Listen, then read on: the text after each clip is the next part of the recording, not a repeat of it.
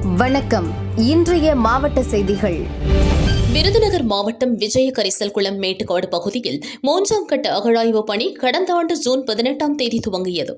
இதில் தங்க நாணயம், செப்பு காசுகள், சுடுமண் உருவ பொம்மை, சதுரங்க காய்கள், கண்ணாடி மணிகள், வட்ட சில்லு, சங்கு வளையல்கள் உள்ளிட்ட 3280க்கும் மேற்பட்ட தொல்பொருட்கள் கண்டெடுக்கப்பட்டன. தற்போது அகழாய்வு குழியில் சுடுமண்ணால் செய்யப்பட்ட மனித உருவத்தின் கால் பகுதி மற்றும் சிறுவர் விளையாட பயன்படுத்திய சிறிய வகை மண் குடுவை, அலங்கரிக்கப்பட்ட சங்கு வளையல் கிடைத்தன. தொன்மையான தமிழரின் நாகரிக பண்பாட்டை வெளிப்படுத்தும் விதமாக சுடுமண்ணை பயன்படுத்தி பல்வேறு கலைநயமிக்க பொருட்களை தயாரித்து பயன்படுத்தியது உறுதி செய்யப்பட்டுள்ளதாக தொல்லியல் ஆய்வாளர்கள் கூறினர்.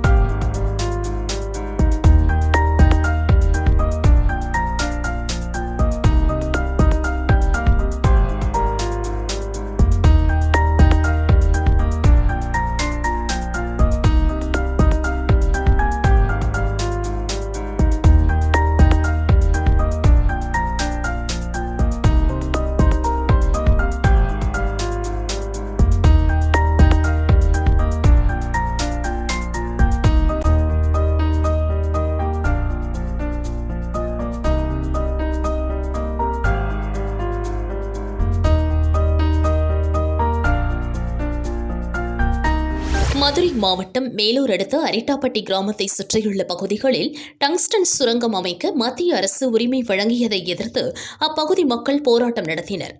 இத்திட்டத்தை உடனடியாக கைவிட வேண்டும் என பிரதமரை வலியுறுத்தி முதல்வர் ஸ்டாலின் கடிதம் எழுதினார்.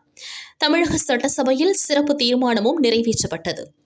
மேலும் இத்திட்டத்தை ரத்து செய்ய கோரி மத்திய இணையமைச்சர் முருகன், பாஜக மாநில தலைவர் அண்ணாமலை, பொதுச் செயலாளர் ராமசீனிவாசன், விவசாயிகள் உள்ளடக்கிய கூட்டுக்குழு டெல்லியில் மத்திய கனிம அமைச்சர் கிஷன் ரெட்டியை நேரில் சந்தித்து வலியுறுத்தியது. அதன் தொடர்ச்சியாக டங்ஸ்டன் திட்டம் ரத்து செய்யப்பட்டது. இதற்கிடையே டங்ஸ்டன் சுரங்க திட்டத்தை எதிர்த்து போராட்டத்தில் ஈடுபட்ட பொதுமக்கள் மீது காவல்துறையினரால் பதிவு செய்யப்பட்ட வழக்குகள் அனைத்தும் திரும்ப பெறப்படும் என முதல்வர் ஸ்டாலின் உறுதியளித்தார். அதன்படி போராட்டத்தில் ஈடுபட்ட 11,698 பேர் மீது மதுரை, தல்லாக்குளம் மற்றும் மேலூர் காவல் நிலையங்களில் பாரதிய நியாய சங்கீதா சட்டம் 2023 கீழ் 3 பிரிவுகளில் பதிவு செய்யப்பட்ட 4 குற்ற வழக்குகளை தமிழக அரசு ரத்து செய்தது. இதை டங்ஸ்டன் எதிர்ப்பு குழு மற்றும் கிராம மக்கள் வரவேற்றனர். திருத்தொண்டர் சபை தலைவர் ராதாகிருஷ்ணன் கரூர் கல்யாண பசுபதீஸ்வரர் கோவிலில் தரிசனம் செய்தார். அதனால் பலனடைந்து வரக்கூடிய ஒரு சில குற்ற அலுவலர்கள், ஊழலுக்கு துணை போகக்கூடிய மாஃபியா கும்பல்களை பின்னணியில் இயக்கக்கூடிய ஒரு சில அலுவலர்களினால் ஒட்டுமொத்த அறநிலையத்துறைக்கு அவப்பெயர் ஏற்படுத்தப்படுகிறது. ஆட்சியாளர்கள் மாறியும் காட்சிகள் மாறாததற்கான காரணம் இத்தகைய குற்ற அலுவலர்கள் தான். இந்த கருப்பு ஆடுகளை களையெடுக்காவிட்டால் இவர்கள் உத்தமர்கள் போர்வையில் கோடிக்கணக்கான ரூபாய்களை கொள்ளையடித்து கோயில்களுடைய சொத்துக்களுக்கு தொடர்ந்து ஊறு விளைவித்து வருகின்றனர். இத்தகைய போக்கு தான் உண்மையான நடவடிக்கைகளை அறநிலையத்துறை மேற்கொள்ளாமல் இருந்து வருவது காரணம். ஒவ்வொரு மாவட்டமாக சென்று ஆய்வு மேற்கொண்டு வருவதில் கடந்த 2011ஆம் ஆண்டே இந்த கரூர் மாவட்டத்தில் இருக்கக்கூடிய திருக்கோயில்களுடைய சொத்துக்களுடைய நிலைமை குறித்து தெளிவாக பொதுமக்களுக்கு அறிவுறுத்தினோம். பொதுமக்கள் யாரும் யாரிடமும் பணம் கொடுத்து ஏமாறுவீர்கள். ஒருபொழுதும் திருக்கோயிலுடைய சொத்தை தனிப்பட்ட நபர்களோ அரசு அல்லது அரசு சார் நிறுவனங்கள் யாரும் அனுபவிக்க முடியாது. இதில் திருக்கோயில்களுடைய சொத்து எப்பொழுதும் இளவருடைய சொத்துக்களாக கருதப்பட வேண்டும் என்று உச்சநீதிமன்றம் தெளிவாக உத்தரவிட்டுள்ளது. இளவருடைய சொத்துக்களை விற்க முடியாது, வாங்க முடியாது, அடமானம் வைக்க முடியாது, எந்த வகையிலும் பாராதீனம் செய்ய முடியாது. அதுபோல் 12 ஆண்டுகள் அனுபவித்திருந்தால் எதிரிடை சுவாதீனம் என்பது திருக்கோயில்களுக்கு எப்பொழுதும் கிடையாது.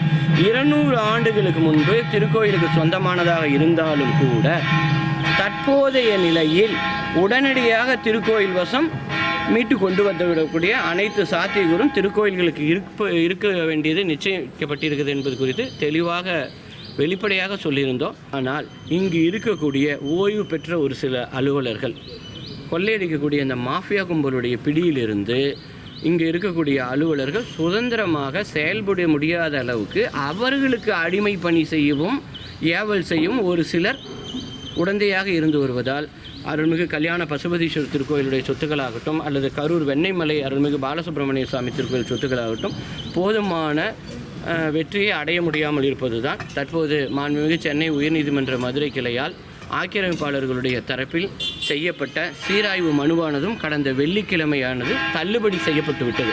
அவர்களுக்கு இருந்த ஒரு வாய்ப்பு அந்த சீராய்வு மனு சரியான முறையில் விசாரிக்கப்பட்டு தள்ளுபடி செய்யப்பட்டுள்ளது.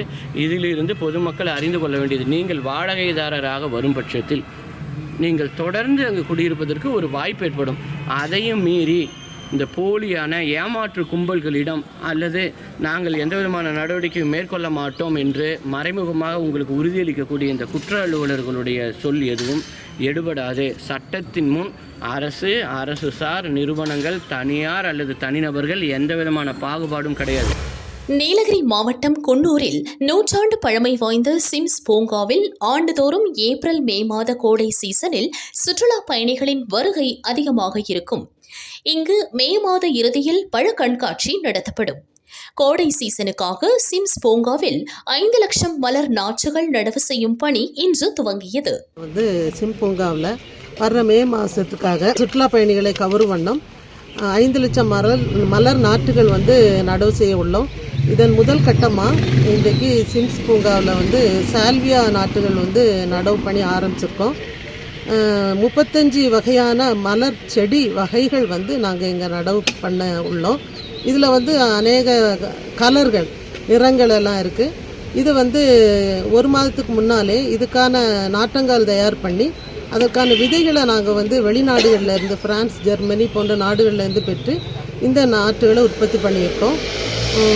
Salvia, dahlia, antirrhinum, delphinium, French marigold, Inca, celosia, browallia, verbena போன்ற வகைகள் நிறைய நாங்கள் இங்கே நடவு செய்ய உள்ளோம். இது வரும் கோடை சீசனில் சுற்றுலா பயணிகளை மகிழ்விக்கும் அப்படின்னு நாங்கள் இந்த வேலைகளெல்லாம் செஞ்சு வர்றோம். கோடை சீசனையொட்டி ஏப்ரல் மற்றும் மே மாதங்களில் பூத்து குலுங்கும் மலர்களை கண்டு ரசிக்க சுற்றுலா பயணிகள் அதிகம் வருகை தரவுள்ளனர். அனைவரையும் மகிழ்விக்கும் வண்ணம் சிம்ஸ் பூங்காவில் வளர்க்கப்படும் வண்ண வண்ண மலர்கள் புன்னகை சிந்தி சுற்றுலா பயணிகளை வரவேற்க தயாராகி வருகிறது.